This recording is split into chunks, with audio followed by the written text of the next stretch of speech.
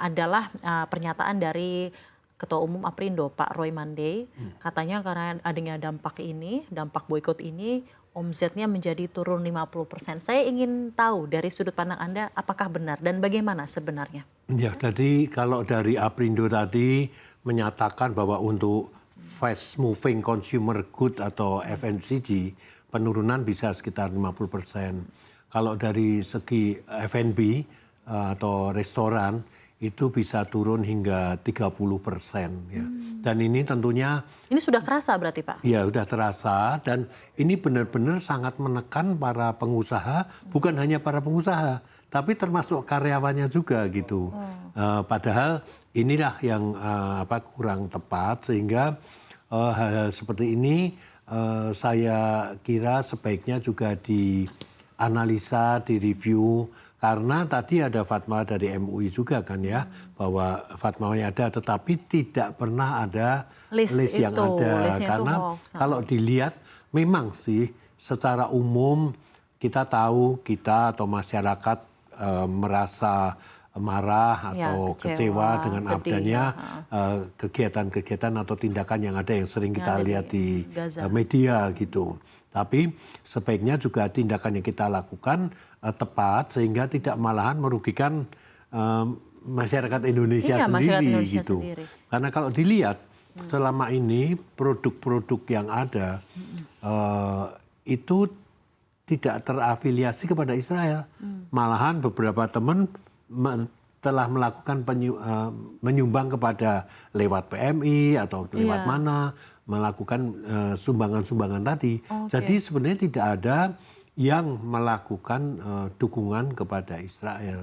Dalam hal ini ya Pak ya. Dan merek-merek yang ada ini sebetulnya adalah kita bisa sebut lisensi yang kita beli dan semuanya diproduksi malahan di Indonesia. Beri bahan mentah di Indonesia, diproduksi di Indonesia, tenaga kerja Indonesia, jadi semuanya Indonesia. Jadi ini harus dijustifikasi ya Pak ya dalam hal ini. Tidak serta-merta produk-produk ini mendukung Israel, bahkan semua adalah made in Indonesia, karyawannya Indonesia ya Pak ya, dibuat di Indonesia dan lain-lain ya Pak. Betul. Saya penasaran dalam angka 50% dan 30% ini. Ini benar-benar terjadi Pak, sejak 7 Oktober berarti? Ya, jadi kegiatan ini penurunan terasa. Sebetulnya kalau penurunan maksudnya dalam revenue, omset revenue ya, sales ya. Jadi kalau penurunan ini terasa kemudian udah tidak dilakukan lagi dan ini jadi pulih langsung, nggak masalah. Pemulihan ini yang akan memakan waktu. Jadi kalau udah terjadi penurunan, untuk pulih naik lagi ini makan waktu loh. Padahal kita tahu pertumbuhan ekonomi negara kita itu 51% kan disumbang oleh konsumsi domestik. Ya kan? Kalau kita bicara kuartal kedua, GDP growth itu kan 5,17%. 2,77% itu konsumsi domestik.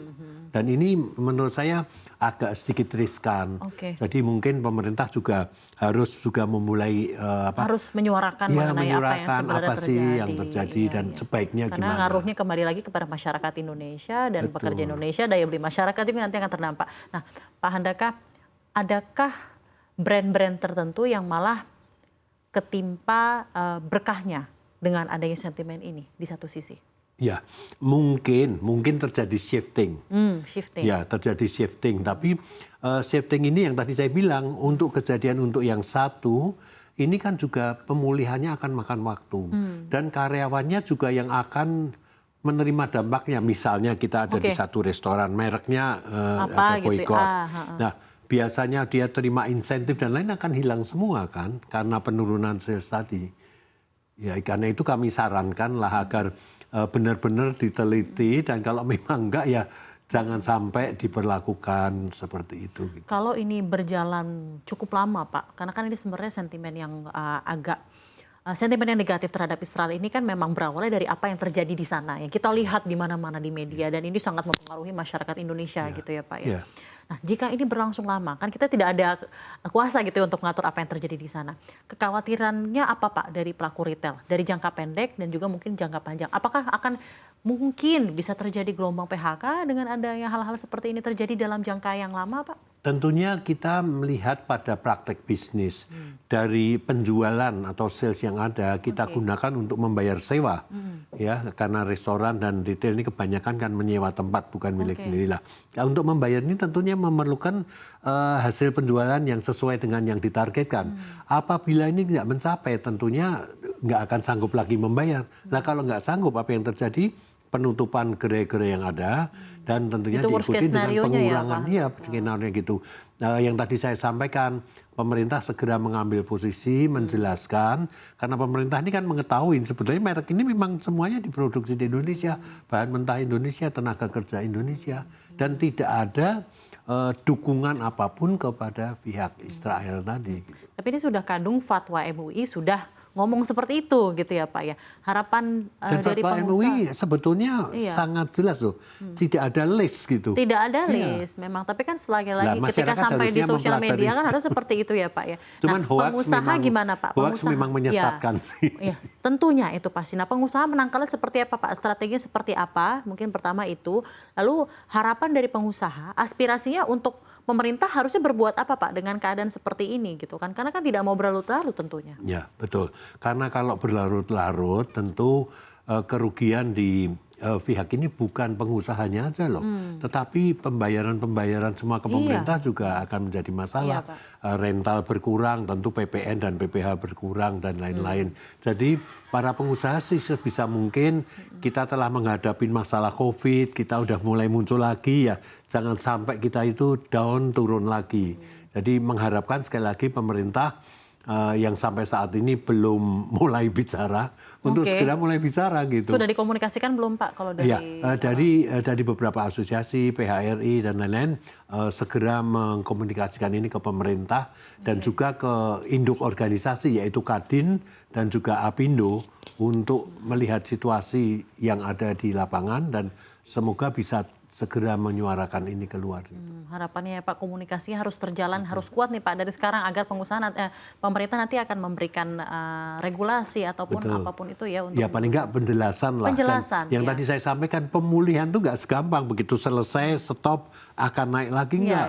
Pemulihan itu berjalan dengan landai. Baru saja selesai COVID, baru post pandemic recovery ya Pak ya, ada lagi isu-isu seperti ini. Nah Pak, saya ingin nanya kalau dari pengusahanya sendiri apa langkah-langkah upaya mitigasi yang sudah dilakukan dengan melihat omset sudah menurun nih? Seperti apa? Apakah ada justifikasi dari brand itu mereka? Apa sudah bilang bahwa kita tidak ada afiliasi dengan Israel, bahkan kita menyumbang ke Palestina? Apakah itu sudah disounding dengan baik kepada consumer? Seperti apa? Kalau dilihat ya, memang para pengusaha ini kan tidak mau melakukan sesuatu yang terkait dengan hal yang tidak terkait dengan bisnisnya. Jadi memang benar kalau mereka tidak mendukung Israel ya tentunya jangan diperlakukan seperti dia mendukung. Buktinya apa gitu ya. Malahan dari yang ada saat ini tentunya pengusaha ini masih terus bertahan. Bertahan dengan apa ya menderita kerugian dan lain-lain. Karena mereka melihat jangka panjang. Kalau mereka jangka pendek tentunya ya udah langsung aja ditutupin.